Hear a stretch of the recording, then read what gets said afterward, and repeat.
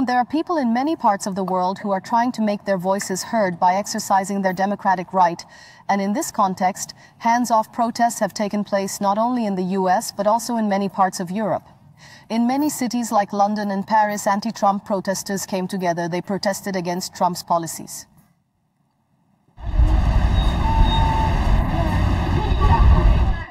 From London to Lisbon, from Paris to Berlin, the call to protest with the slogan "Hands Off" was echoed in Europe.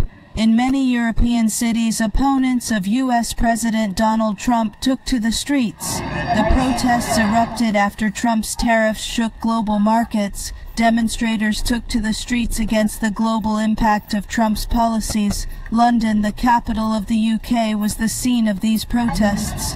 Hundreds of people carrying signs against Trump and Musk chanted, "Hands off Canada, hands off Greenland, hands off Ukraine."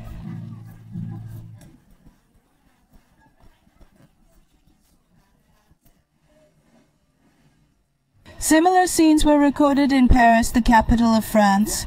And when we were preparing our poster, we thought about what we would use the hands-off message for, and we had to keep the list short. The list was so long that we could have added 20 different topics.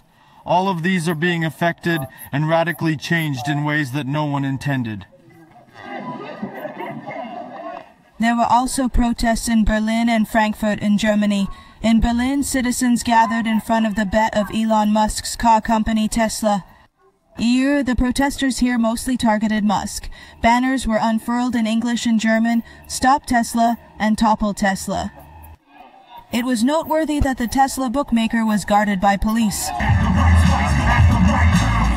Americans gathered in Frankfurt. Activists organized a march here.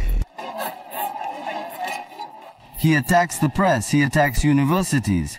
He tries to impose on people what they should teach their children at school. It takes money from Social Security, from the health system. People will go hungry, they will be sick, but they won't get medical treatment. He is destroying everything, ignoring due process of law. The Portuguese capital, Lisbon, was the scene of anti-Trump protests.